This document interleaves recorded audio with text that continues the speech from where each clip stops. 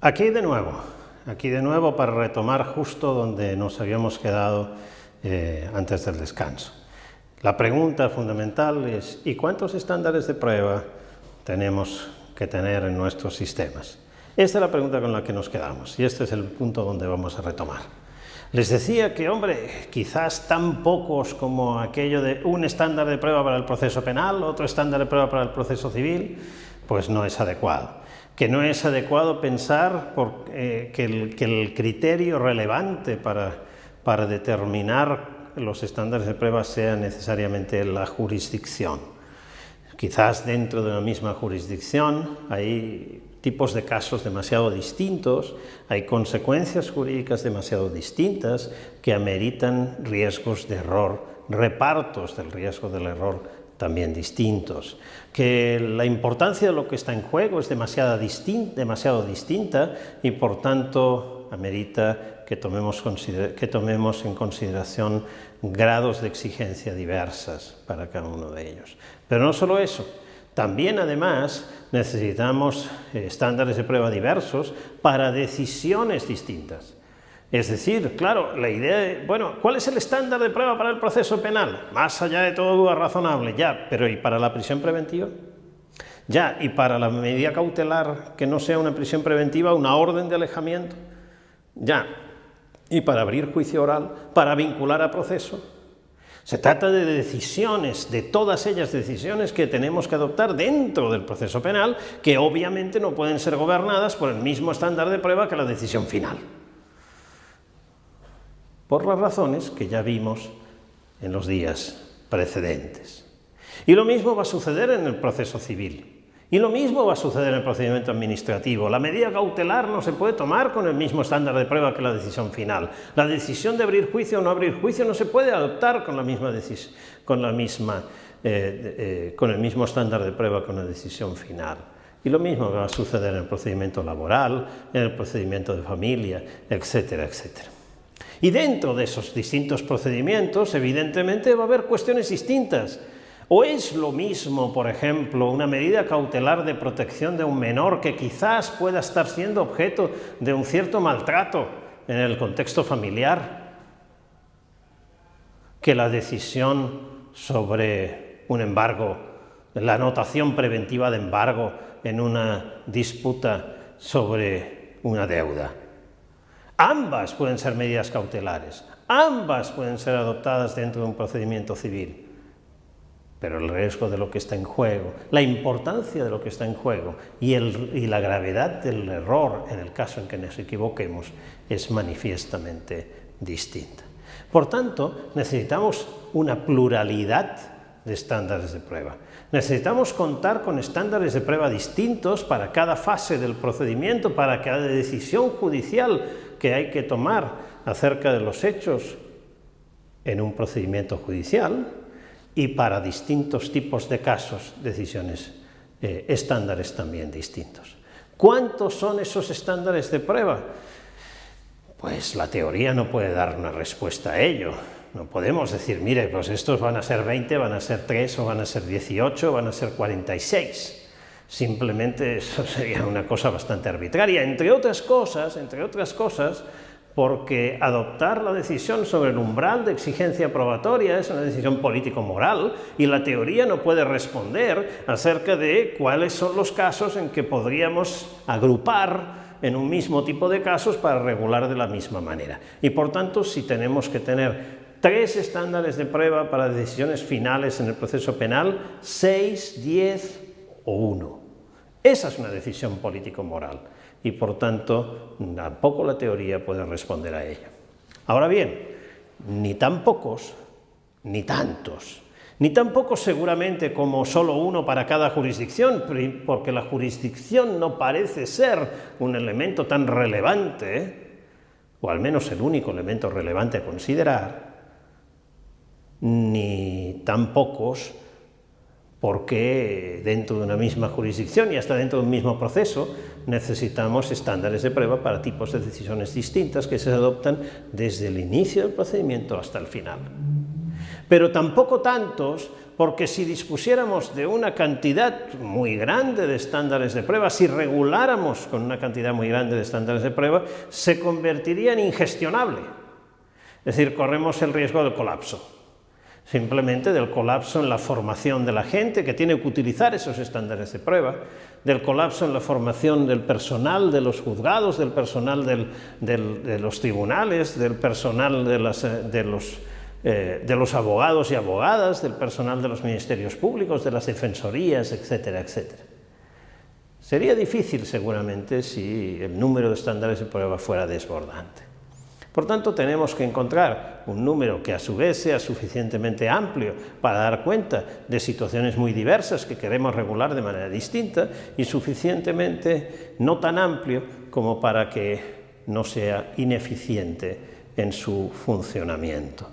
Esto también es una cuestión de equilibrio que habrá que ver país a país, circunstancias a circunstancias, etcétera, etcétera, y desde luego para las que la teoría no puede dar una respuesta, sino que es fruto de una elección política. Ni tantos, ni tan pocos. Pero esto otra vez no es algo que sea particular de la regulación del derecho probatorio o de los estándares de prueba en particular. Piensen por un momento en qué sucede con el derecho fiscal. ¿Es que las circunstancias no son distintas entre los ingresos y los gastos que tienen las personas? ¿Es que no es lo mismo la situación en que se encuentra una persona que tiene, imaginemos, unos ingresos de 30.000 euros al año, pero unos gastos porque tiene una persona enferma a su cargo y tiene muchos gastos farmacéuticos, etcétera, que la que no lo tiene? Bueno, pero los gastos farmacéuticos, los gastos de salud, ¿están previstos como desgravables o no? Bueno, es una circunstancia que habrá que decidir políticamente si la consideramos o no la consideramos a los efectos de regular el derecho fiscal. Claro, también puede suceder que una persona tenga dos hijos, igual que otra, pero una de ellas tenga un hijo con algún tipo de característica, ya es difícil incluso hablar en estos términos, algún tipo de característica especial que haga que necesite educación especial. Y esa educación especial, por ejemplo, para personas con espectro autista, puede ser ofrecida por el servicio público o quizás no. Y si no es ofrecida por el servicio público, por la educación pública, dependerá de circunstancias propias de cada país, de cada servicio público, pues puede suceder que esa persona que tiene dos hijos igual que otra, pero una de ellas tiene un hijo diagnosticado con espectro autista, esa persona necesita una educación especial que es cara y por tanto tiene unos gastos, el mismo ingreso que la otra, pero tiene unos gastos en este caso de educación que la otra no tiene. ¿Esto se considera o no se considera? Bueno, son decisiones políticas las que tomamos para decidir qué cosas desgravamos, qué cosas no desgravamos. En España, sinceramente no recuerdo si ahora es así, hace un tiempo era así, que se podía desgravar también, por ejemplo, el gasto en el que uno hacía para contratar un seguro privado de salud, porque con gobiernos de la derecha se quería incentivar que la gente tuviera seguros privados de salud. Pero hay un seguro público de salud, que por otro lado afortunadamente no es malo. Entonces, ¿por qué vamos a desgravar lo que se paga en servicio privado de salud? Esa es una decisión política, evidentemente, y un partido o un gobierno de otro signo político puede decidir que eso no. ¿Cuáles son los elementos, las circunstancias que vamos a tomar en consideración para establecer una desgravación o no? Para computar un ingreso o no computarlo. Estas son decisiones políticas. Las circunstancias de ingresos y gastos de las personas son infinitas. Son infinitas. ¿Cuáles de ellas son desgravables? ¿Cuáles de ellas son computables en la base imponible? ¿Cuáles no? Esas son decisiones políticas. Claro, si hacemos una regulación que prevea una cantidad inmensa de circunstancias puede hacer absolutamente ingestionable el pago de los impuestos. Desde luego, para la administración pública que tiene que controlar ese pago de los impuestos, puede ser totalmente ingestionable por la variedad tan grande. Con lo cual, ¿qué hacen todos los estados? Establecer tipos de casos. Y, por ejemplo, establecer que el porcentaje a pagar respecto de los ingresos es el mismo, por ejemplo, entre las personas que hayan obtenido entre 30.000 y 45.000 euros de ingresos al año. Bueno, dentro 30.000 y 45.000 es muy diverso, porque fíjense, hay un aumento del 50%, pero establezco el segmento y digo, estos pagarán el mismo porcentaje. ¿Qué estoy haciendo? Agrupando tipos de casos, considerando circunstancias relevantes para aumentar o disminuir el pago de impuestos y a partir de ahí puedo empezar a gestionar. No es nada distinto que lo que hay que hacer en el caso del razonamiento probatorio y de los estándares de prueba.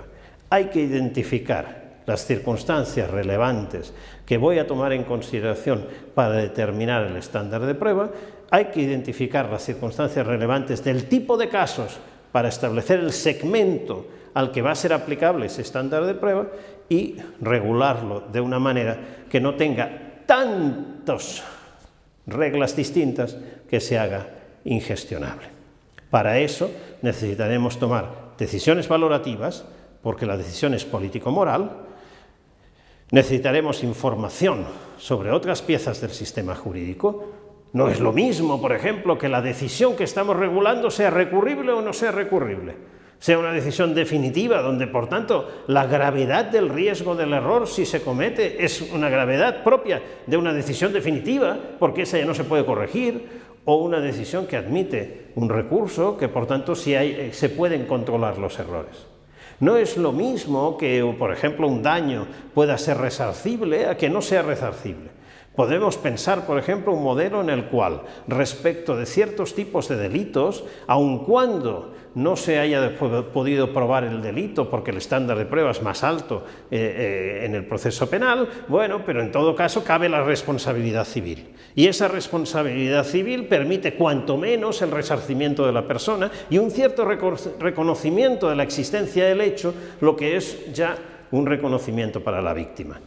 Resarcimiento y reconocimiento.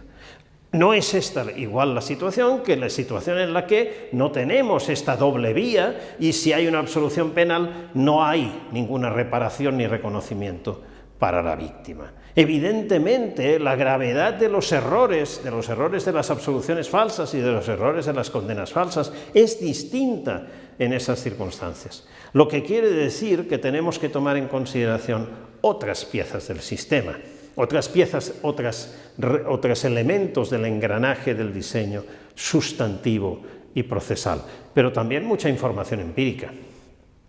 Entre los criterios políticos que recomendaba utilizar, que señalaba en el día pasado, encontramos, por ejemplo, los desequilibrios de poder típicos de ciertos tipos de casos. Pero esto evidentemente supone una información empírica acerca de cómo son las partes habitualmente en ciertos tipos de casos.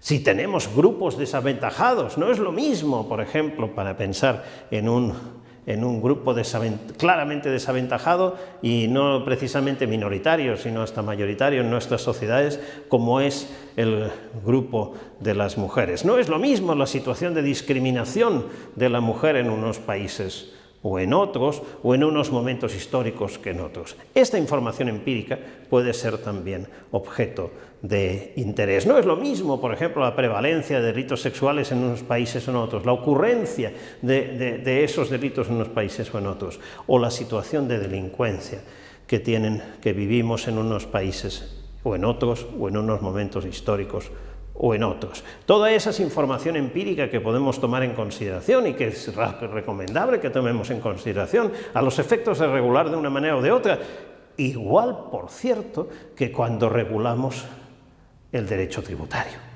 Cuando regulamos el derecho tributario, por supuesto que hay que tomar en consideración cómo son otras piezas del sistema, otras partes de la regulación jurídica, pero también, por supuesto, hay que tener información empírica acerca de cómo son las circunstancias económicas de mi país, cómo es el tipo de negocios. No es lo mismo un país con mucha informalidad en el trabajo que un país donde haya una formalidad generalizada en el trabajo. No es lo mismo un país con mucha más industria que un país con muchos más servicios. No es lo mismo una situación económica que otra. Por tanto, deberá esto ser tenido en cuenta, o una situación de gran inflación o de hiperinflación, como desgraciadamente hoy se está viviendo, por ejemplo, en Argentina, que una situación de estabilidad inflacionaria. Bueno, esas situaciones son situaciones que tendremos que tomar en cuenta a los efectos de diseñar una política impositiva y correspondientemente un derecho tributario. Bueno, información empírica que hay que tomar en cuenta ahí, igual que información empírica debe ser tomada en cuenta para regular el derecho probatorio. Por tanto, todos estos son elementos que deben ser tomados en consideración, como sucede en cualquier regulación jurídica. No hay en esto una especificidad para el ámbito que estamos tratando. Y con todos estos elementos, ¿qué podemos hacer? Ha llegado el momento en que empecemos a ver cómo pudiéramos regular, cómo pudiéramos, ya no desde el punto de vista de los criterios, sino cómo podemos tener ejemplos de estándares de prueba que cumplan con los criterios metodológicos de corrección, eso es, que sean correctos desde el punto de vista metodológico y a la vez que sean también, que respondan también a distintos niveles de exigencia probatoria. A partir de aquí, entre hoy y la próxima semana, les voy a presentar una serie de estándares de prueba que en una primera aproximación son hasta 7, que están incluidos en el libro Pruebas sin convicción y que tienen, digamos, un nivel de exigencia que va de más a menos, una gama de mayor a menor exigencia. Todos ellos, si estoy en lo correcto, responden y cumplen los criterios metodológicos de corrección para formular estándares de prueba. Pero cualquiera de ellos exige un nivel de suficiencia probatoria distinta a los demás. Es decir, fijan el umbral de suficiencia probatoria en un punto distinto, de más a menos, de más a menos. Presentaré hoy los primeros 3 estándares y dejaremos los 4 siguientes para el próximo día. Pero además les voy a presentar en este curso, les doy una primicia, les voy a presentar en este curso algunos estándares adicionales que no fueron incluidos en la primera edición de Pruebas sin convicción, que seguramente estarán incluidos en la segunda, que he ido desarrollando en este tiempo, en buena parte gracias también a la interacción con otros juristas, a la interacción con prácticos, a la interacción con asociaciones incluso que han tenido a bien invitarme a participar y a repensar conjuntamente algunas cuestiones. Y esto, estándares por debajo, digamos, donde seguiremos bajando, del 7 todavía hacia más abajo, o considerando elementos distintos. Y iremos viendo a partir de la semana que viene también estándares para tipos de decisiones distintas. Nos plantearemos, por ejemplo, qué estándar de prueba o cómo pudiéramos pensar en un estándar de prueba para la imputación o vinculación a proceso. Nos preguntaremos también, en el proceso penal, también cómo pudiéramos pensar un estándar de prueba para la prisión preventiva, por ejemplo.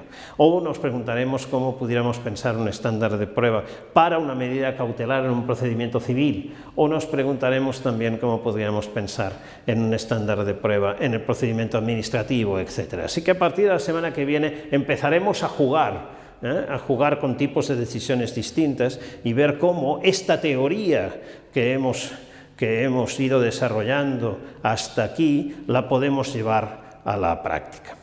Pero vamos a empezar con los primeros 3 ejemplos de estándares de prueba, que verán que están formulados exactamente en línea descendente. El primero es el más exigente de todos los que les voy a presentar, y que todos ellos, esos 3 estándares de prueba, pudieran ser maneras de dar cuenta de lo que habitualmente se considera el estándar del más allá de todo razonable.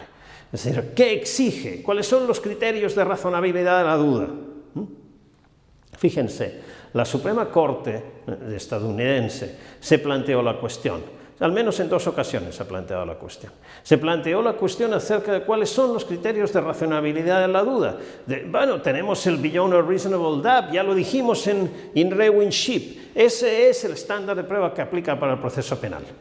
Pero sigamos planteando la cuestión. En un sistema jurídico en el cual está previsto que, si es que se llega a juicio con jurado, el juez profesional instruye al jurado acerca de cuáles son las reglas que se deben aplicar para tomar la decisión. Es decir, para volver al ejemplo que dábamos en el debate anterior, bueno, mire, para aprobar a estos chicos hay que superar el 5, para condenar hay que superar este estándar. Y ustedes decidan, ustedes vean y valoren la prueba, pero el estándar aplicable es este. Entonces, bueno, se les instruye al jurado que el estándar aplicable para el tipo de decisión en el proceso penal, la decisión de condena que tienen que aplicar, que tienen que tomar, es el Beyond a Reasonable Doubt, el más allá de toda duda razonable. Pero ¿y cuándo es razonable la duda? ¿Cuáles son los criterios de razonabilidad de la duda? Y algunos jueces decidieron, algunos jueces profesionales, en esas instrucciones al jurado, decidieron instruir al jurado acerca de distintos criterios de razonabilidad de la duda. En algún caso en el que finalmente el imputado fue condenado, el imputado acabó recurriendo la condena alegando que la instrucción del juez profesional al jurado indicando los criterios de razonabilidad de la duda había sobrepasado los límites de esa posible instrucción al jurado, porque el juez profesional de esa manera había invadido la libre decisión del jurado, la libre valoración de la prueba, había invadido la función del jurado, que ya no era la del juez profesional. Bueno, y esto llegó hasta la Corte Suprema, como les digo, al menos en 2 casos. La Suprema Corte estadounidense dijo, mire, les dio la razón a los imputados y condenados, anuló las sentencias, y dijo, mire, la razonabilidad de la duda es autoevidente, y solo a través de la íntima convicción de cada miembro del jurado se puede determinar. Así que más allá de toda razonable e íntima convicción es lo mismo. Fíjense el gran cambio que hemos hecho, abandonando la íntima convicción y abrazando el más allá de toda razonable, si lo interpretamos de esa manera. Pero esa, evidentemente, no es la única manera de interpretarlo. No necesariamente, aunque la etiqueta, más allá de toda razonable, la hemos copiado de los estadounidenses, tenemos que copiar también la manera en que ellos entienden el contenido de esa etiqueta. Veremos que no es el caso en buena parte de nuestros países. Pudiéramos, por ejemplo, entender que los criterios de razonabilidad de la duda, esto es el estándar de prueba, es lo que exige este estándar 1. El estándar 1 prevé lo siguiente. 1, porque nos va a permitir la numeración, simplemente recordarnos a los efectos del umbral, es decir, de la mayor o menor exigencia. El estándar 1 nos dice lo siguiente: para considerar probada una hipótesis sobre los hechos deben darse conjuntamente las siguientes condiciones. Son 2 y se tienen que dar las 2. La hipótesis debe ser capaz de explicar los datos disponibles, integrándolos de forma coherente, y las predicciones de nuevos datos que la hipótesis permita formular deben haber resultado confirmadas mediante pruebas aportadas al proceso. Primera condición. Segunda condición. Deben haberse refutado todas las demás hipótesis plausibles, explicativas de los mismos datos, que sean compatibles con la inocencia del acusado o más beneficiosa para él, excluidas las meras hipótesis ad hoc. Ok, ahora, fíjense que esto no es lo mismo que decir íntima convicción del jurado. Lo que está estableciendo es criterios claros, intersubjetivamente controlables, que apelan a un tipo de razonamiento que es de probabilidad inductiva y que determinan con claridad, con bastante precisión, cuál es el umbral de suficiencia probatoria. Pero un estándar como este necesita algunas explicaciones.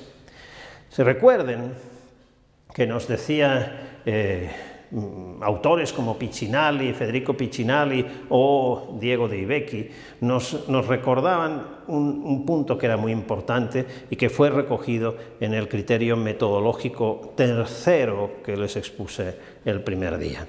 La idea de que el estándar de prueba debe estar formulado apelando a criterios que sean coherentes con el modo de entender la valoración probatoria. Es decir, hay una cierta vinculación entre cómo determino el umbral de suficiencia probatoria y cuál es el método que uso a los efectos de determinar el grado de corroboración de cada una de las hipótesis. Por tanto, de valoración, específicamente de valoración de conjunto de las pruebas. Estas dos cosas no pueden ser iguales, pero tienen que estar coordinadas. Es decir, el tipo de razonamiento que uso para determinar el grado de corroboración tiene que ser compatible, tiene que ser adecuado a los criterios de decisión. O mejor dicho, los criterios de decisión deben adecuarse al tipo de razonamiento que uso aquí.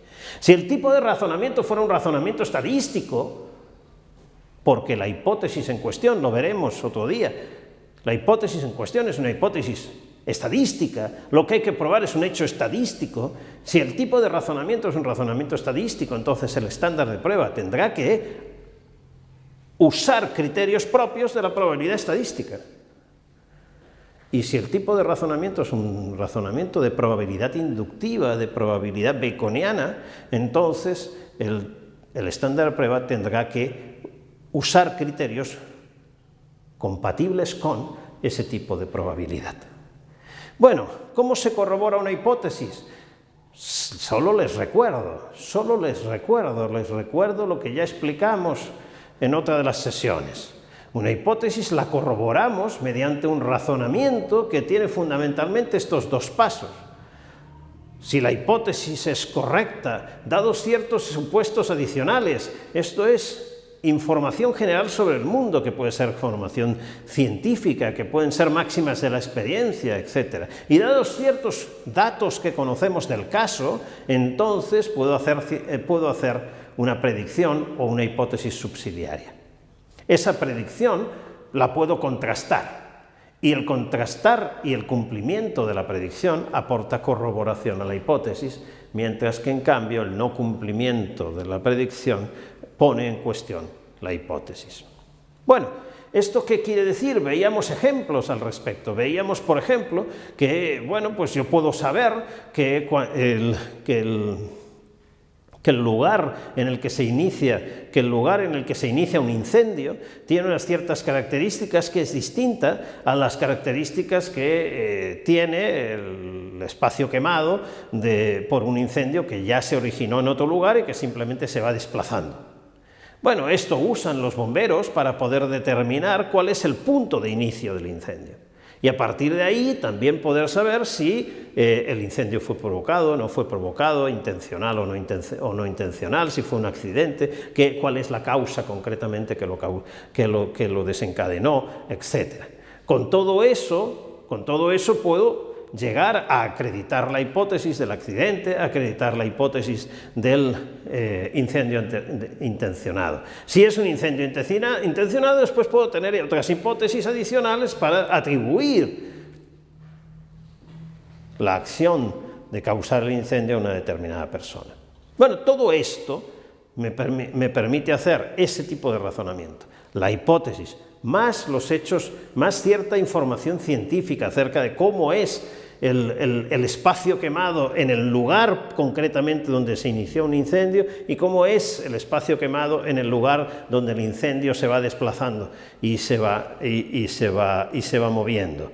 Y información particular del caso, que en este lugar concretamente hemos encontrado estas cosas, que en este lugar hemos encontrado estas otras, etcétera, etcétera. Con todo esto puedo hacer la predicción de que, por ejemplo, encontraré en el lugar previsto, en el lugar por ejemplo, de la central de alarma en la discoteca que se quemó, encontraré ciertos patrones porque tengo la hipótesis de que el incendio se originó por un cortocircuito en la central de alarma.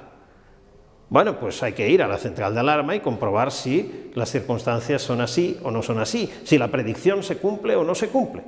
Y si la predicción se cumple, me aporta corroboración a la hipótesis de que el accidente se originó por el cortocircuito en la central de alarma.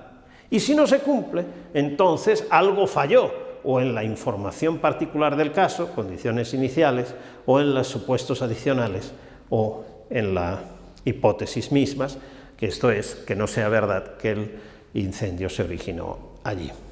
Lo mismo hago con tantas otras cosas. El sujeto que encontramos con muerto y con un arma en la mano, con un arma de fuego en la mano y un disparo en la cabeza, podemos tener la hipótesis de que se suicidó. Pero si el sujeto se suicidó, entonces, dado lo que sabemos sobre el funcionamiento de las armas de fuego y dadas ciertas condiciones del caso concreto, por ejemplo, que la persona no ha podido lavarse las manos o cambiarse de ropa después de dispararse en la cabeza, entonces puedo hacer la predicción de que en la mano y el brazo, donde tiene el arma, encontraré restos de pólvora, porque las armas de fuego expelen restos de pólvora al ser disparadas. También puedo hacer la predicción de que la bala que encontraremos en su cabeza, porque no hay orificio de salida, será del mismo calibre que el arma que encontramos en su mano. También puedo hacer la predicción de que las estrías de esa concreta bala van a ser iguales a las estrías de otras balas que disparemos con esa misma arma, porque las armas dejan en las balas, al ser disparadas, marcas ciertas estrías que son siempre iguales en cada arma. Todas esas predicciones pueden ser contrastadas, por supuesto. ¿Pueden ser aportadas como pruebas al procedimiento? Sí, y deben ser aportadas como pruebas al procedimiento. Y la contrastación de esas predicciones aporta corroboración a la hipótesis, y la falsación y que esas predicciones no se cumplan hace que la hipótesis esté menos corroborada o incluso falsada. Pero no basta esto, porque hay situaciones en las que puede suceder que haya una hipótesis alternativa que permita explicar lo mismo. Claro, ese sujeto, ahora no pensemos en el suicida, sino un sujeto al que detuvieron por haber, como autor de un homicidio, y que tenía restos de pólvora en sus manos, y dijeron, tiene restos de pólvora en sus manos porque ha disparado el arma con la que se ha matado hace unos pocos minutos a la víctima. Ya, pero es que no es la única posibilidad para tener restos de pólvora en las manos. Puede ser que ese sujeto, por ejemplo, esa misma mañana se fue a cazar, puede ser que esa misma mañana fue a disparar al campo de tiro, y que los restos de pólvora que tenga en sus manos sean, sí, de disparos de armas, pero no de la arma con la que se mató a la víctima. Por tanto, hay una hipótesis alternativa capaz de explicar los mismos hechos, es decir, capaz de explicar que tenga restos de pólvora en su mano. Para que tenga corroboración suficiente de la hipótesis de que Pedro es el homicida, necesito otras predicciones, esto es, la constatación de otras predicciones, por tanto, otras pruebas que me permitan descartar la hipótesis alternativa que explica lo mismo. ¿Cómo puedo hacer esto? Bueno, tengo que llegar a poder acreditar que si no fuera el caso que Pedro fuera el homicida, y los hechos y los supuestos adicionales y condiciones iniciales del caso, entonces muy probablemente no se daría la predicción P, sea esta la que sea. Tendremos que encontrar el tipo de predicción que contraste finalmente. Bueno, esto es lo que ha sido recogido en este estándar. La hipótesis debe ser capaz de explicar los datos disponibles de forma coherente. Los datos de partida.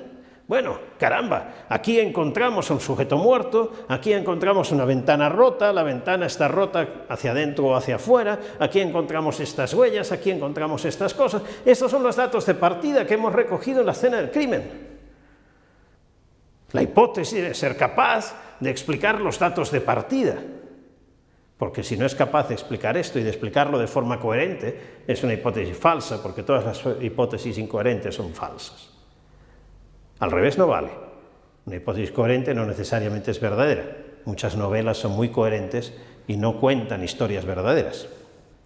La coherencia no es garantía de la verdad, aunque sí puede ser y es un criterio de una exigencia, una condición necesaria de la verdad. Así que la hipótesis es ser capaz de explicar los datos disponibles, integrándolos de forma coherente. Y las predicciones de nuevos datos que la hipótesis permita formular deben haber resultado confirmadas mediante pruebas aportadas al proceso. Es decir, oiga, esta hipótesis permite hacer estas predicciones. Si la hipótesis es verdadera, entonces se encontrará esto. ¿Ustedes lo han ido a controlar? ¿Lo han ido a comprobar? ¿Han recogido las pruebas? No. Bueno, entonces aquí hay lagunas probatorias. Hay pruebas que deberían haberse recogido que no se recogieron. La hipótesis debe haber sido contrastada, aportando todas las pruebas que acrediten la confirmación de las hipótesis, de las predicciones que esa hipótesis permite formular. Pero esto no basta porque puede haber otras hipótesis que expliquen lo mismo. Y puede haber otras hipótesis compatibles con la inocencia o más favorables para el imputado que expliquen lo mismo. Veremos ejemplos de esto. Y en ese caso, para poder entender que se ha corroborado la hipótesis, por ejemplo, de la culpabilidad, tienen que haberse refutado las demás hipótesis plausibles, explicativas de los mismos datos, que sean compatibles con la inocencia del acusado o más beneficiosa para él, excluidas las meras hipótesis ad hoc. Y aquí hay tres conceptos clave que hay que explicar: el concepto de refutación, el concepto de plausibilidad y el concepto de hipótesis ad hoc. ¿Qué se entiende por refutación aquí? Me remito a un trabajo de Daniel González Lagier, publicado en su libro Quaestio Facti. Una hipótesis puede ser refutada directamente o indirectamente, decía Daniel González Lagier. Se refuta directamente cuando su verdad es incompatible con otra hipótesis que está probada. Bueno, si está probado que hoy yo me encuentro en la ciudad de Olot, en esta hora, que en España ahora son las 7:15 de la tarde, entonces es falso que yo me encuentro en la ciudad de Lima, hoy a esta misma hora. Entonces, refutamos la hipótesis de que en esta hora y el día de hoy yo me encuentro en la ciudad de Lima mediante la prueba de una hipótesis incompatible. Esto es lo que hacemos, por ejemplo, típicamente en las coartadas. Cuando uno ofrece una coartada, la prueba de una coartada, lo que está ofreciendo es la prueba de una hipótesis alternativa incompatible que demostraría la falsedad de la primera hipótesis.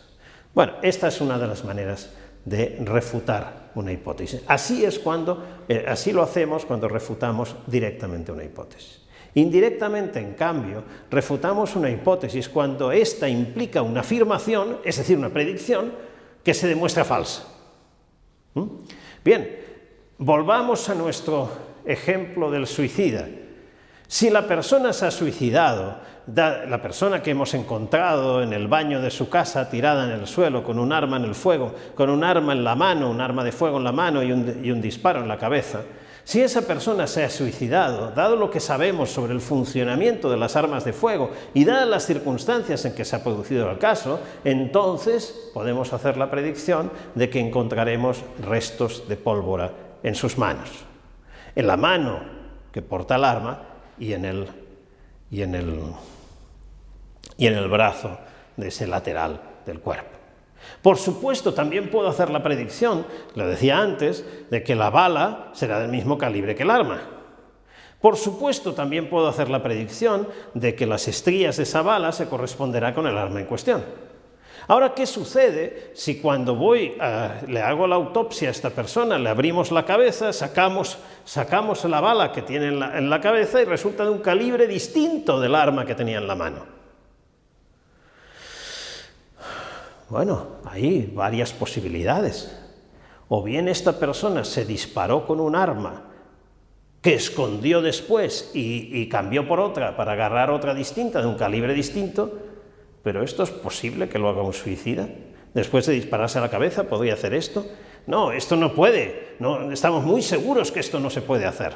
Lo que quiere decir que si el arma que tiene en la mano no es del mismo calibre que la bala que tiene en la cabeza, entonces la bala que tiene en la cabeza se la dispararon, no se la disparó, y esta persona no se suicidó. El no cumplimiento de la predicción de que la bala residenciada en su cabeza será del mismo tipo, del mismo calibre que el arma que tiene en sus manos, el no cumplimiento de la predicción nos sirve como refutación de la hipótesis de que se suicidó.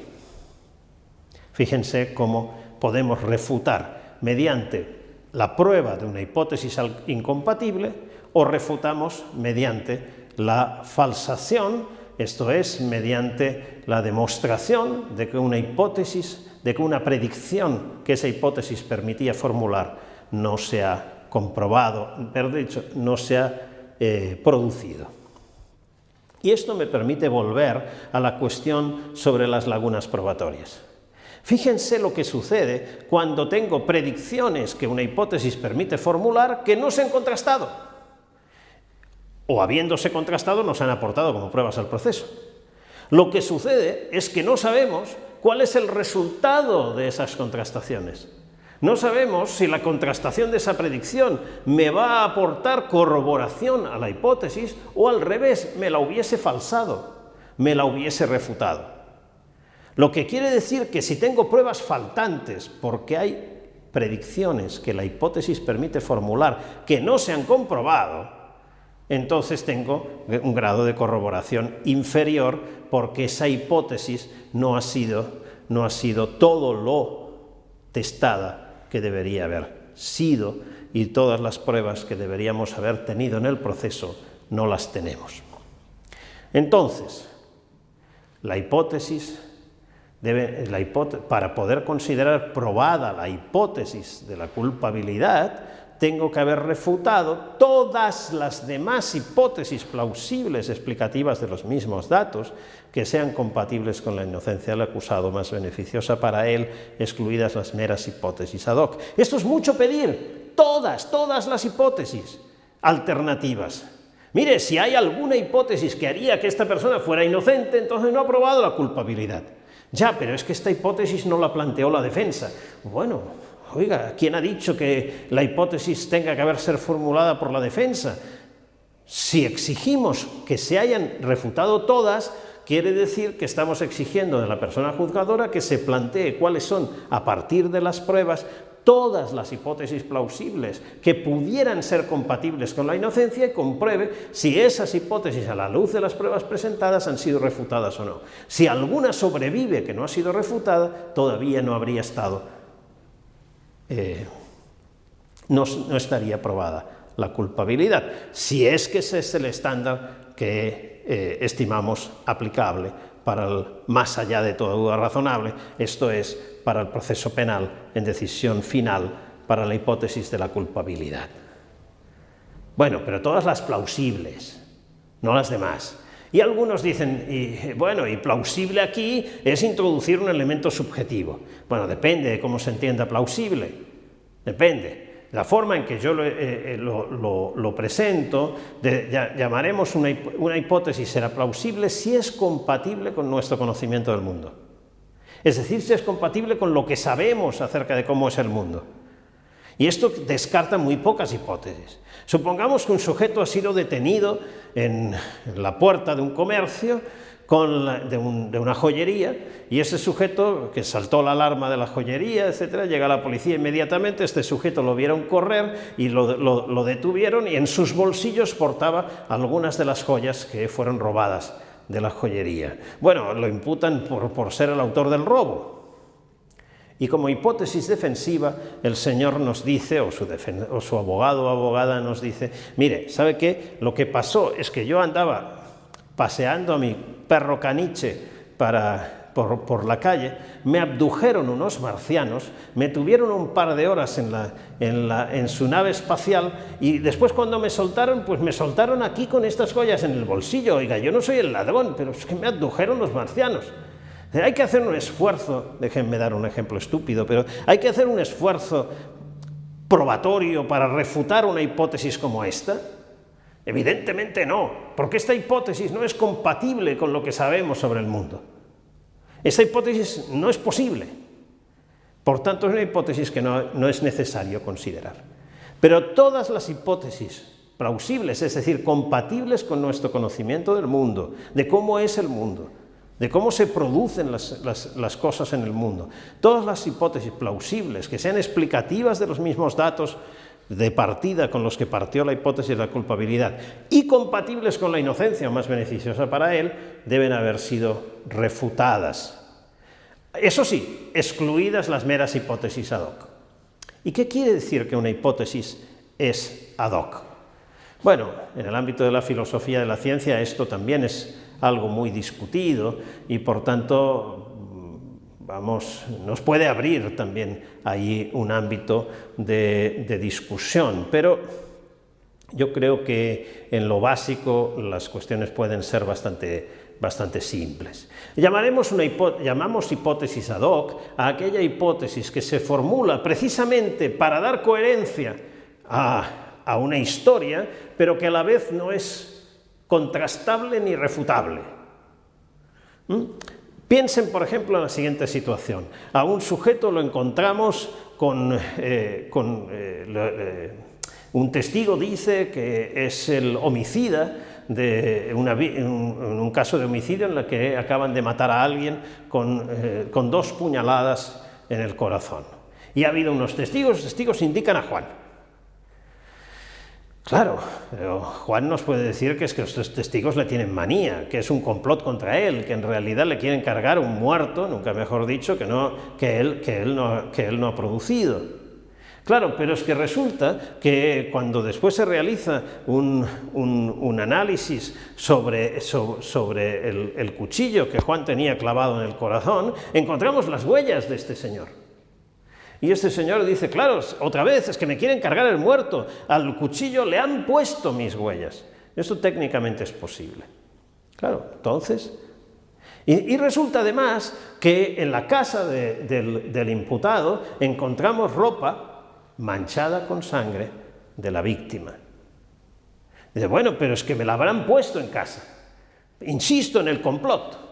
Insisto en la hipótesis del complot porque a mí me están queriendo cargar el muerto y bueno, y es que tengo una grabación de una cámara de seguridad de un banco cercano al lugar donde se produjo el homicidio y en la cámara de seguridad se ve cómo, en la grabación, se ve cómo el sujeto que cometió el homicidio era exactamente el detenido. Dice, no, pero es que será alguien con una careta simulando ser yo, porque me quieren cargar el muerto. Fíjense, la hipótesis del complot no es refutable, porque cualquier hipótesis, cualquier prueba que se presente, se integra dentro y la hace irrefutable. Claro, si es irrefutable, no podemos pedir que se refute como condición para poder probar la hipótesis de la culpabilidad, porque son hipótesis imposibles de probar, hipótesis incontrastables. Entonces, desde luego, en la ciencia se prevé la exclusión de las pruebas ad hoc, de las hipótesis ad hoc, como criterio de prueba de otras hipótesis, y desde luego en el proceso tenemos que hacer lo mismo, porque si no, entonces sería tan simple como formular una hipótesis ad hoc y con esto nunca se conseguiría probar la hipótesis de la culpabilidad o la hipótesis de la parte contraria en cualquier procedimiento. Con estos mimbres diseñamos un estándar de prueba que es tremendamente exigente. Es tremendamente exigente y yo diría, nunca se me ocurrió uno más exigente que este. Esto es lo máximo que se me ocurre que se podría exigir probar, el umbral máximo que se podría exigir probar en un procedimiento. Pero quizás pensarán que es pedir demasiado. Quizás pensarán que exigir un estándar de prueba tan elevado es para algunos tipos de procedimiento o para todos los procedimientos, un estándar de prueba, un umbral exagerado.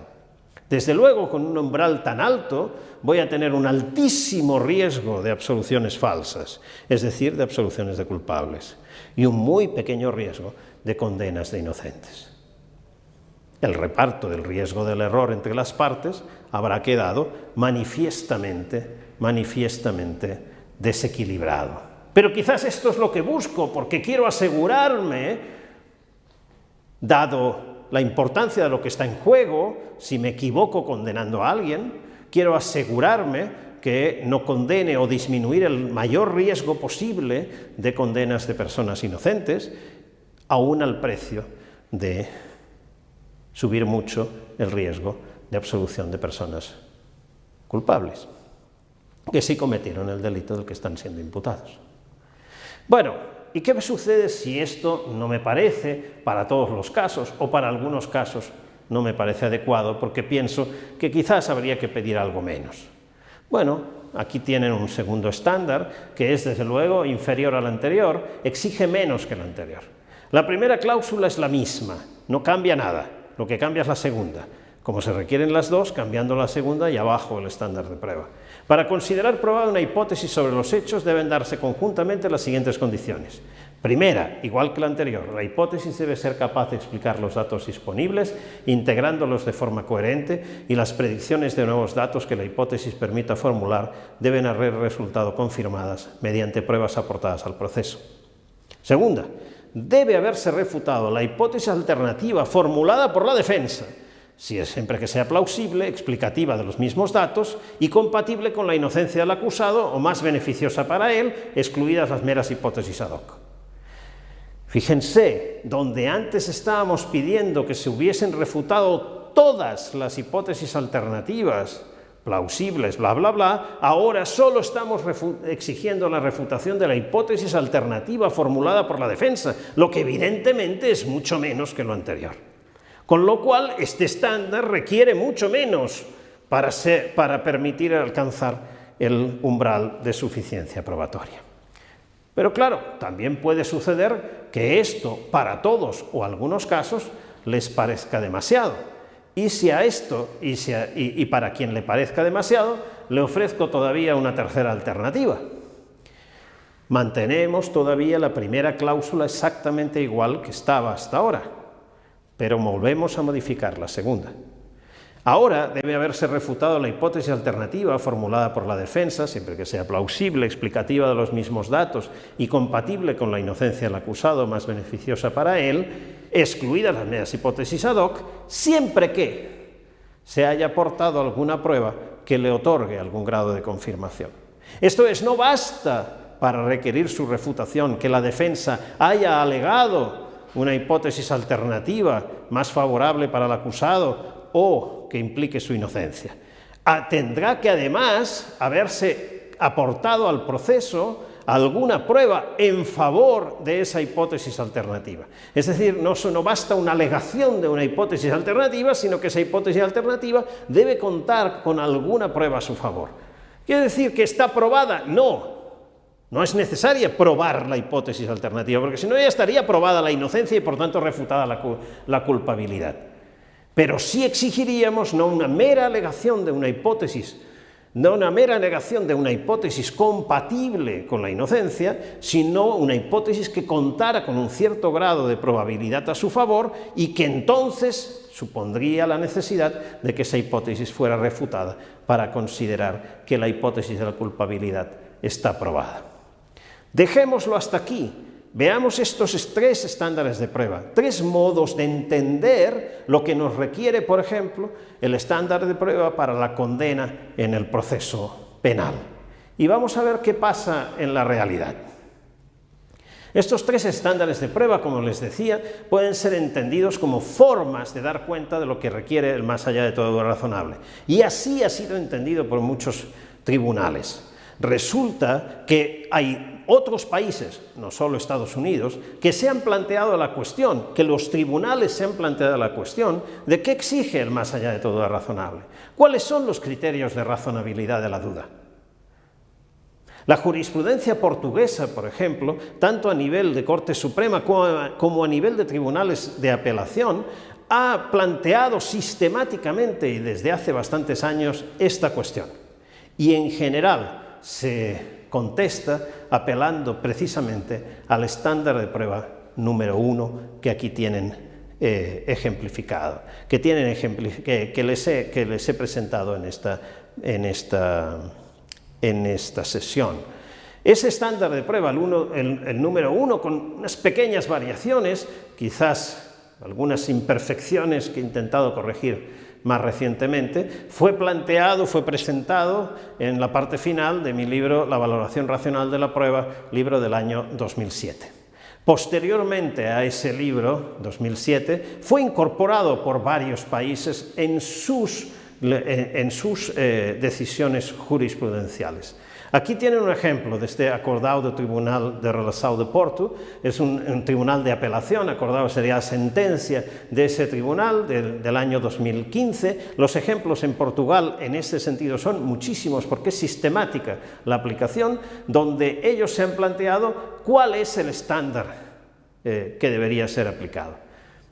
Para considerar probado un hecho, la decisión de considerar probado un hecho depende del grado de confirmación que esos juicios de probabilidad propicien.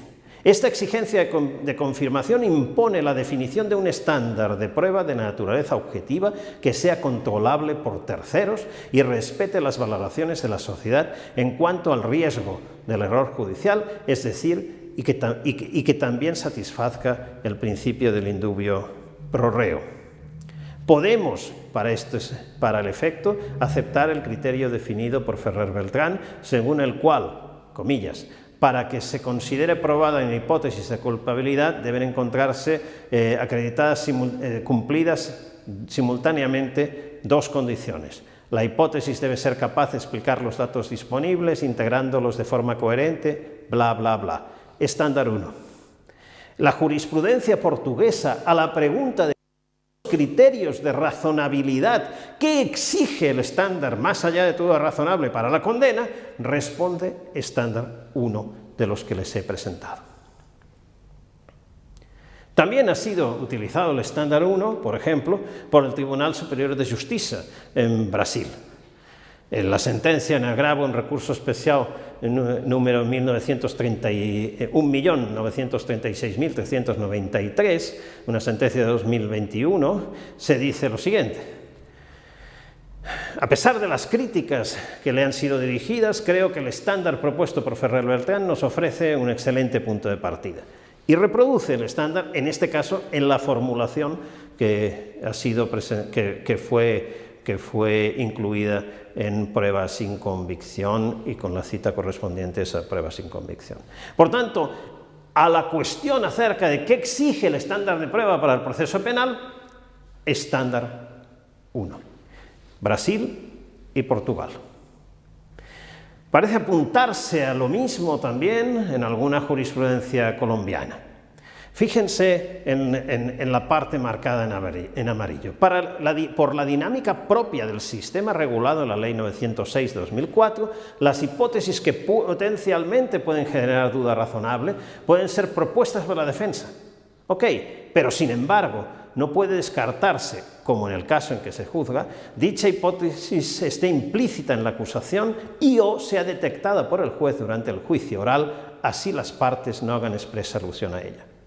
Quiere decir que el juez puede detectar hipótesis alternativas compatibles con la inocencia y que esto habilitaría al juez a absolver, esto es, que sin la refutación de esa hipótesis, entonces procedería la absolución y no estaría acreditada la condena. Finalmente, podemos también encontrar esta formulación del estándar 1 en la sentencia 175/2020 del Tribunal de Apelaciones III del Uruguay, del TAP 3 del Uruguay, donde nos dice lo siguiente: para adoptar sentencia condenatoria conforme a los hechos enunciados en la hipótesis acusatoria, esta hipótesis debe ser capaz de explicar los datos disponibles, integrándolos de forma coherente, bla, bla, bla. Es decir, lo que hemos visto hasta aquí. Colombia, Brasil, Portugal, Uruguay. El estándar 2 lo podemos encontrar, por ejemplo, en esta sentencia de la Suprema Corte de Justicia de la Nación, el amparo directo en revisión 3457 de 2013, una sentencia de la Suprema Corte Mexicana. Nos dice la sentencia: ahora bien, esta primera sala se ha ocupado en otras ocasiones de desarrollar el contenido al derecho a la presunción de inocencia en su vertiente de estándar de prueba.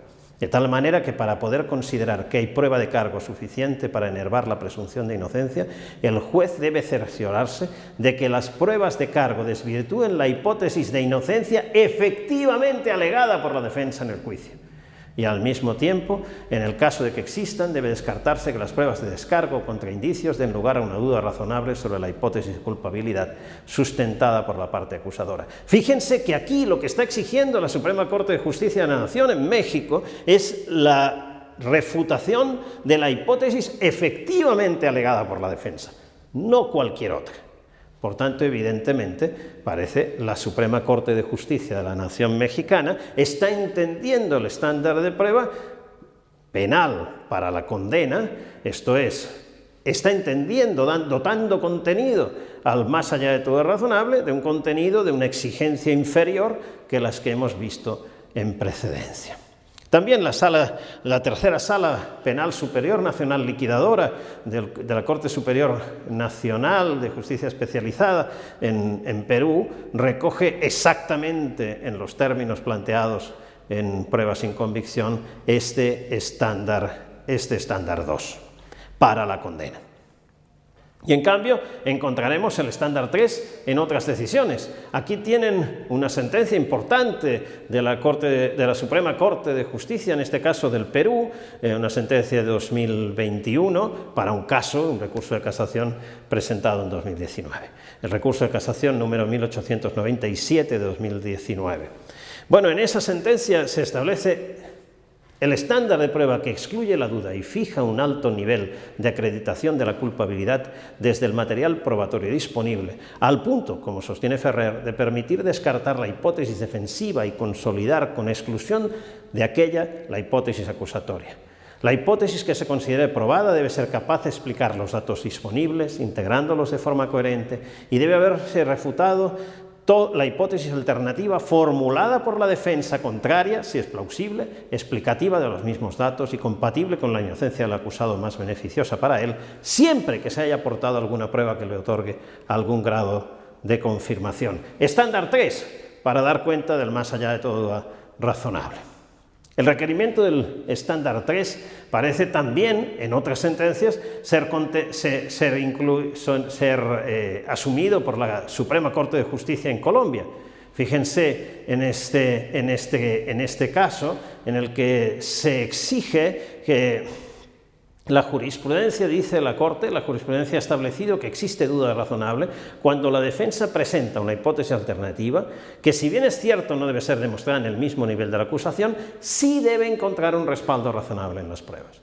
Por tanto, para que haya duda razonable, la defensa debe haber presentado esa hipótesis alternativa que cuente con pruebas que la respalden. No es claro, en el caso de la jurisprudencia española, si, por ejemplo, en esta sentencia 167 de 2020 se requiere el estándar 2 o el 3, pero ahí estamos. En particular, y en cuanto a la suficiencia de la prueba de cargo, el Tribunal de Apelación podrá examinar si la valoración probatoria resulta lesiva del derecho a la presunción de inocencia, lo que puede tener lugar en los siguientes supuestos. Es decir, cuando no se debiera condenar, porque condenar implicaría la violación de la presunción de inocencia. Cuando la hipótesis acusatoria no sea capaz de explicar todas las informaciones probatorias disponibles que se hayan reputado fiables, integrándolas de forma coherente. Cuando las informaciones probatorias disponibles estimadas fiables sean compatibles con hipótesis alternativas más favorables, probables conforme a las máximas de la experiencia. O 3, cuando las informaciones probatorias disponibles estimadas fiables sean compatibles con hipótesis alternativas plausibles más favorables, alegadas por la defensa y sobre los que se haya aportado algún principio de prueba. Claro, al prever las 3 posibilidades, yo diría estamos en el estándar 2, porque no se exige la tercera. Bastaría la segunda para que ya no se prevea, ya no corresponda condenar, porque entonces estaríamos violando la presunción de inocencia.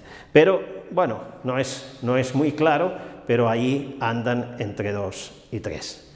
La jurisprudencia de la Corte de Casación italiana ha optado por exigencias tipo 3, para dar cuenta de lo que exige el estándar del más allá de todo razonable, desde la sentencia de la conocidísima en Italia sentencia Francese de 2002. De hecho, es esa jurisprudencia de la Corte de Casación italiana la que fue inspiración para mí, para formular ese estándar 3. Es decir, el estándar 3 intenta reproducir lo que entiende la Corte de Casación italiana y después vemos que también está siendo asumido por otros tribunales. Solo que la Corte de Casación italiana y su jurisprudencia a veces interpreta que la hipótesis de la inocencia debe ser capaz de explicar los datos disponibles, al menos igual que la de la culpabilidad, y otras veces que la hipótesis de la inocencia tiene que tener pruebas específicamente a favor que sean contrarias a la hipótesis de la culpabilidad, lo que son al menos 2 maneras de interpretar distintas este estándar 3. En todo caso, 1, 2 y 3, aun siendo presentados todos ellos como formas de dar cuenta del más allá de todo razonable, son umbrales de suficiencia probatoria distintos. Es decir, son estándares de prueba distintos. Claro, a nivel puramente teórico, yo me atrevería a decir, miren, eliminen el más allá de todo razonable, porque es una etiqueta vacía, no sabemos lo que quiere decir, no hay criterios de razonabilidad, no nos importa, eliminen esto y adoptemos alguno de estos 3 u otros estándares en su sustitución, estándares que cumplan los requisitos metodológicos. Pero seamos francos, seguramente es imposible a estas alturas conseguir una proposición, digamos, una propuesta tan atrevida como esta, porque el estándar de prueba, más allá de todo duda razonable, se ha convertido en algo que ya no conocen todos los juristas, sino casi cualquier ciudadano, porque se convirtió en algo absolutamente común y asentado en nuestras sociedades. Si esto es así, bastaría hacer lo que hacen nuestros tribunales. Bastaría adoptar criterios de razonabilidad de la duda, dotando de contenido esa etiqueta que en sí misma es vacía, dotándola de contenido con un estándar que sí respete los requisitos metodológicos. Claro, esto lo hemos visto en la jurisprudencia, porque como nuestros legisladores no lo han hecho, a la jurisprudencia se ha planteado la cuestión, y a las Cortes de Casación, a las Cortes Supremas ha llegado la cuestión de cuándo es razonable la duda o cuándo se satisface el estándar de prueba del más allá de todo razonable. Y esas Cortes se han encontrado en la necesidad de dar criterios. Esto es de formular el estándar. Creo que hubiese sido mejor que eso hubiese sido formulado en las legislaciones porque precisamente decidir 1, 2, 3 o los subsiguientes que se quisieran es fruto de una decisión política. Acabo con una consideración adicional. En todos estos casos, en todos los ejemplos que hemos visto resoluciones jurisprudenciales en los cuales se toma la decisión acerca de qué es lo que exige un único estándar para la condena en el proceso penal. Yo les he explicado en este curso que nada impone, que no parece que sea razonable tampoco, que dispongamos de un solo estándar para la condena en el proceso penal, porque lo que está en juego dentro de esta jurisdicción muchas veces es muy distinto y la gravedad de los errores es muy diversa. Desde luego, si el estándar de prueba es el 1, como ha adoptado, por ejemplo, la jurisprudencia portuguesa, yo no sé cómo van a hacer en la propia jurisprudencia portuguesa, si son coherentes, cuando se tengan que enfrentar a, por ejemplo, delitos de especiales dificultades probatorias, como pueden ser, por ejemplo, ciertos delitos sexuales, de violación, etc. Exigir el estándar 1 para esos delitos de altísima dificultad probatoria puede dar lugar a una cantidad inmensa de absoluciones falsas, es decir, de absolución de culpables, a un riesgo de error altísimo de absolución de culpables y a muy pocas condenas de culpables y también, claro está, a un bajísimo riesgo de absolución de inocentes. ¿Esta es la solución que queremos? ¿Esto es el resultado que queremos? Esta es una cuestión política. Puede ser que sí, pero creo que deberíamos decidirlo como sociedad en nuestras legislaciones. Hasta aquí el día de hoy. Yo no sé si ustedes están cansados, yo un poquito. Así que pasemos al debate y absolvemos las preguntas que tengan a bien realizar y continuaremos presentando los demás estándares de prueba la semana que viene. Hola nuevamente a todas y todos. Para iniciar la ronda de preguntas, que no son muchas, le daré la palabra a don José Luis Rivera.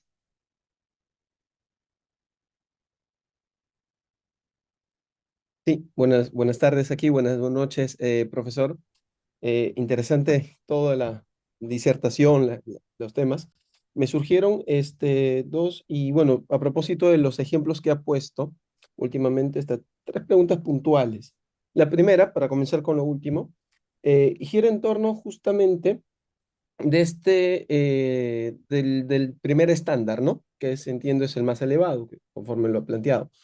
Mi pregunta gira en torno a las hipótesis a las que se hace referencia. Adelantó usted que en efecto la formulación de hipótesis no se limitaría a lo que las partes vayan a proponer, ¿no? Sino que el juez en la labor de la valoración probatoria tiene que, bueno, de ser tan exigente de ponerse en varias hipótesis plausibles, se entiende, a partir de los datos objetivos.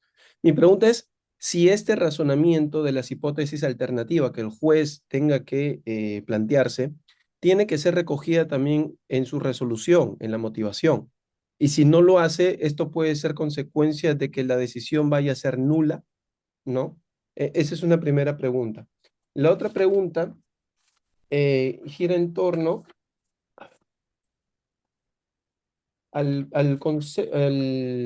decía que el razonamiento probatorio nos permite alcanzar conocimiento de carácter probabilístico.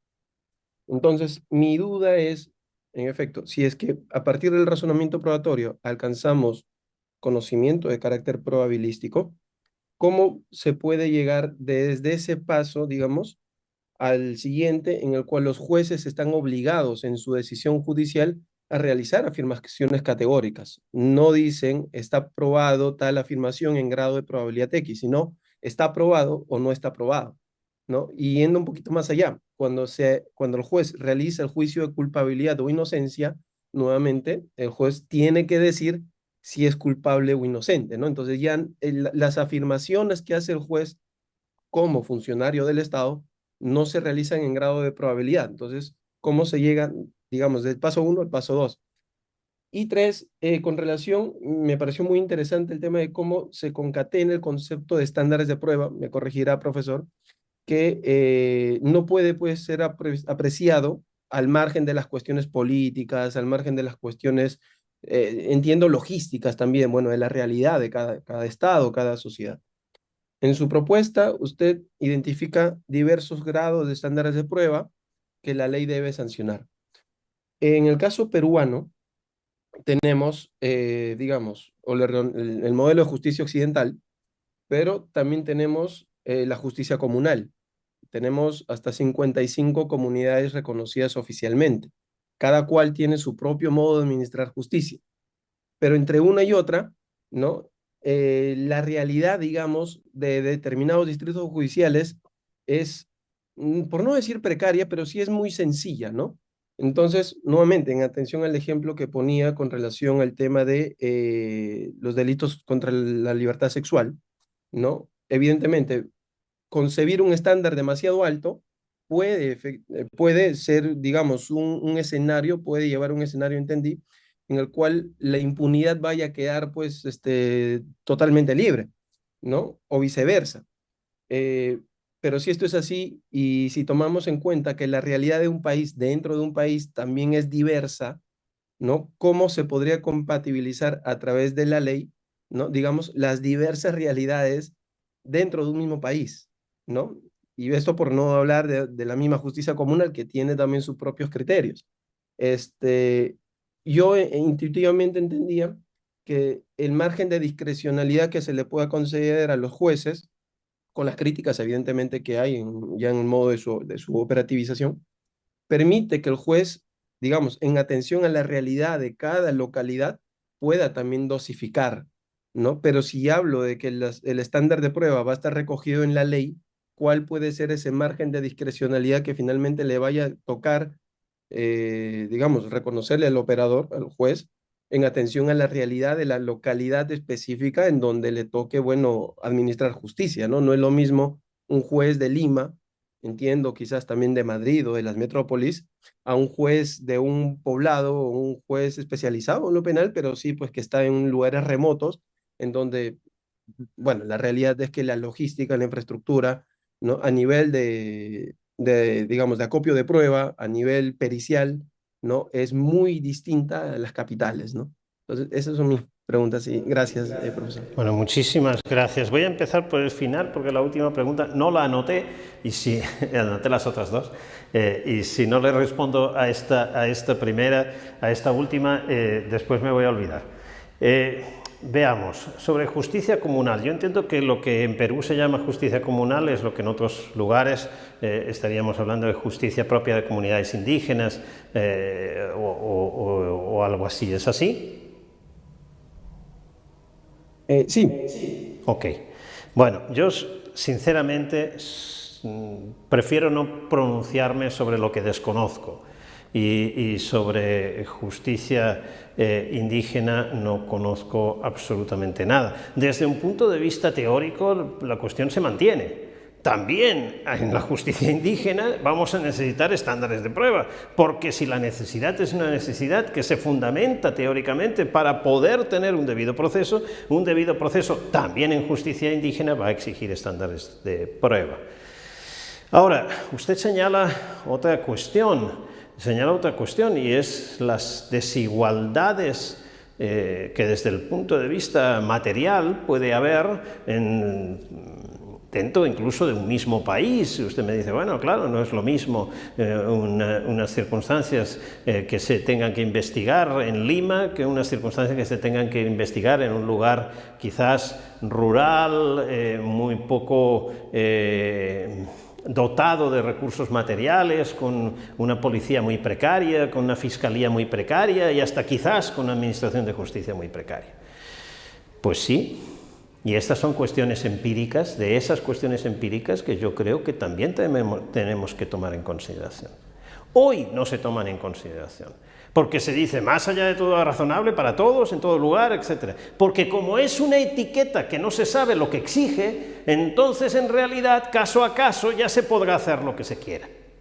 Claro está que resulta que sin laboratorios forenses, sin tecnología adecuada, sin formación del personal, sin una policía que haga una investigación adecuada, sin nada, y con un par de testigos condenamos a cualquiera por homicidio.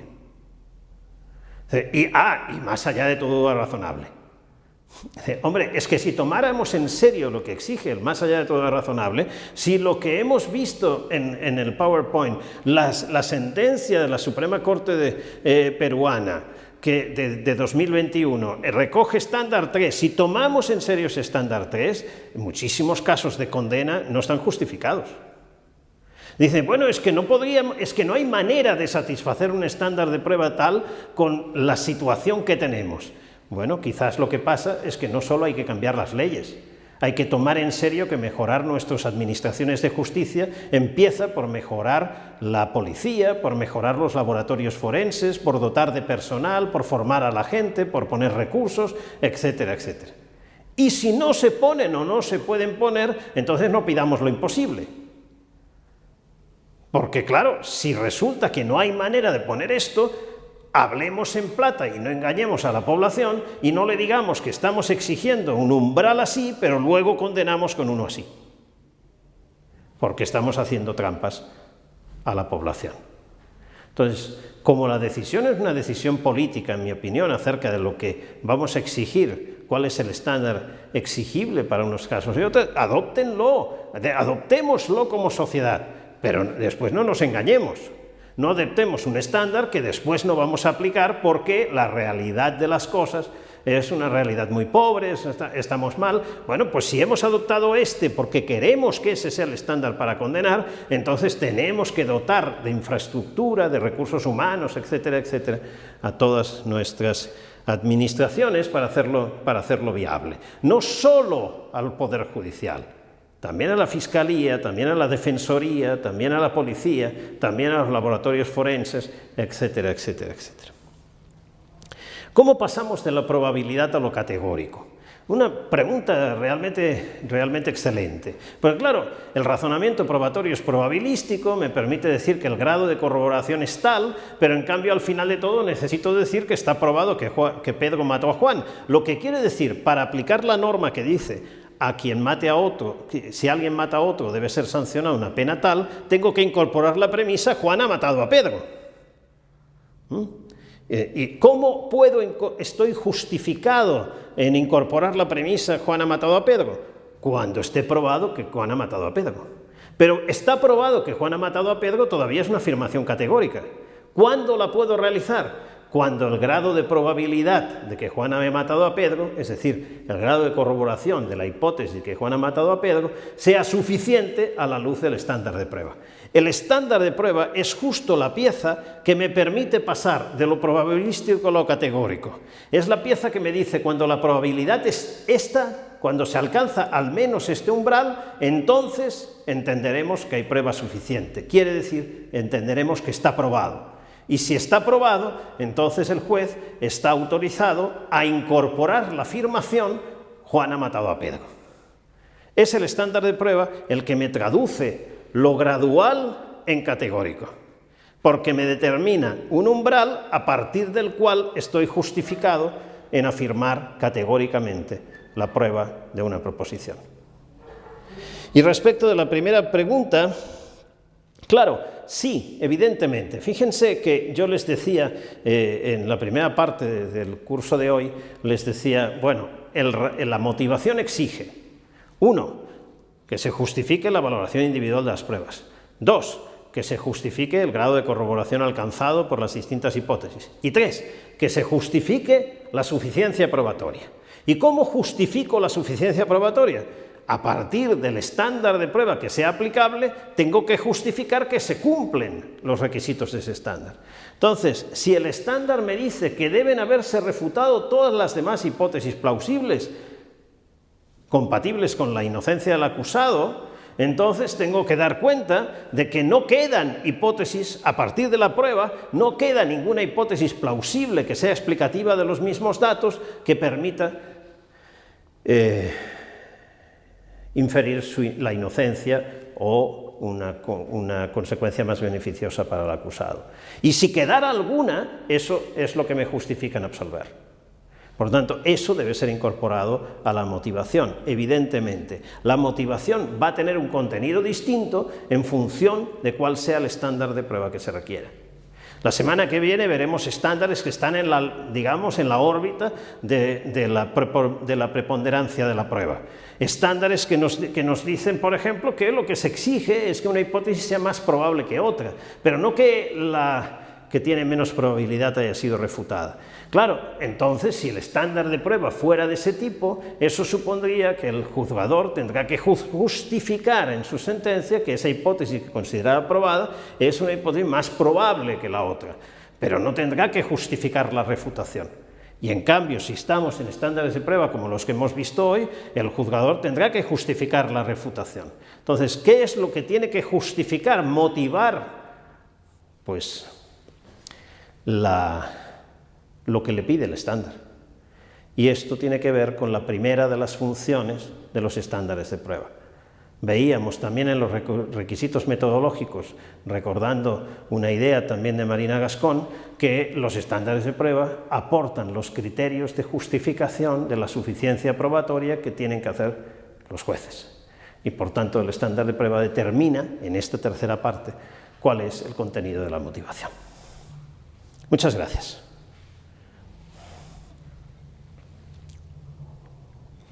Bueno, siguiendo con las preguntas, ahora le doy la palabra a don Diego Luzberti.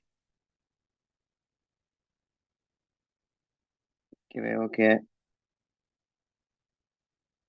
Ahí está, no sé Ahí. si se me... Bien. Sí, perfecto. Buenas tardes, profesor de Argentina, los saludo. Mi curiosidad tenía que ver con lo siguiente, si el estándar justamente por establecer un umbral de suficiencia probatoria que si se quiere es objetivo, es decir, si se excluye la convicción y esto de alguna forma destierra la existencia de cualquier tipo de aspecto subjetivo en el juzgador, el establecimiento de si se alcanza o no el estándar podría en el futuro o en algún momento ser determinado por algún sistema de tipo de inteligencia artificial, por ejemplo, un software o algún modelo de ese tipo.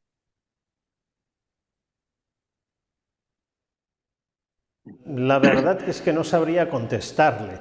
Desde luego, si el estándar de prueba es un estándar subjetivo, ese estándar de prueba no puede ser utilizado por un sistema automatizado, porque si es subjetivo, si depende de una convicción subjetiva del decisor, pues no hay manera de automatizarlo, no hay manera de utilizarlo por un sistema, por ejemplo, de inteligencia artificial. Que sea un criterio que utilice criterios al menos intersubjetivamente controlables es una condición para que pueda ser automatizable. Ahora, simplemente debo decirle, reconocer mi ignorancia sobre inteligencia artificial. Yo no tengo competencia ninguna y no estoy en condiciones de decir si este tipo de razonamiento es un razonamiento que en alguna ocasión o en algún momento esos sistemas podrán realizar. Sí puedo decirle que hay autores y autores importantes trabajando en esa línea.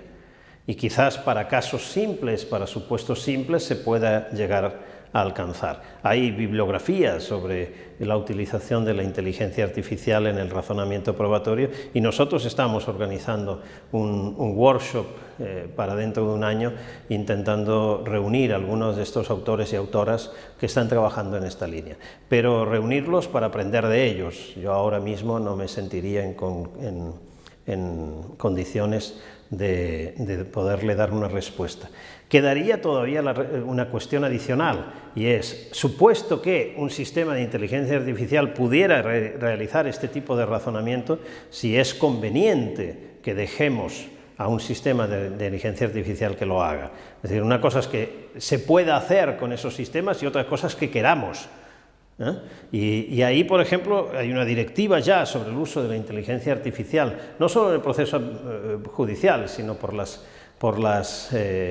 para decisiones públicas, una directiva de la Unión Europea que prevé específicamente que la decisión final debe ser siempre adoptada por un ser humano. Por tanto, en esas situaciones lo que podríamos tener es sistemas de inteligencia artificial que apoyaran la decisión judicial, que le dieran insumos, que le dieran instrumentos, pero finalmente la decisión sería de un ser humano, sea un juez profesional, un jurado, lo que fuera, en cada caso. Bueno, esa ya es una decisión política. Ya la cuestión no es si puede o no puede, si fácticamente podemos desarrollar sistemas así o no, sino si nos gusta que esas decisiones sean adoptadas por un sistema de inteligencia artificial o queremos que todas las decisiones públicas sean adoptadas por seres humanos. Entonces es una cuestión política. Pero en todo caso, sobre la cuestión técnica, yo no me siento en grado de poderle contestar. Sí le digo solo que es condición para que pueda ser utilizado por un sistema de inteligencia artificial que el estándar de prueba apele a criterios que no sean subjetivos, si no, no podrá ser utilizado. Sí. Gracias. A usted. Tomamos una más y acabamos por hoy. No tenemos más preguntas. Entonces no tomamos ninguna más. Bueno, Vale. quiero concluir agradeciéndote, Jaime, Jaime Oportus es compañero de nuestro grupo de investigación, hoy ha sido quien nos ha apoyado en la gestión de los debates. Agradezco también, por supuesto, al equipo de Lexon Films que me apoya en todos los días para la realización de este curso y a todos ustedes por seguirlo. Les emplazo hasta la semana que viene. Nos vemos para seguir desarrollando estándares de prueba de menos exigencia a los que hemos visto hoy y después ver cómo pudiéramos trabajar para tipos de decisiones concretas. Un saludo a todos y muy buen fin de semana.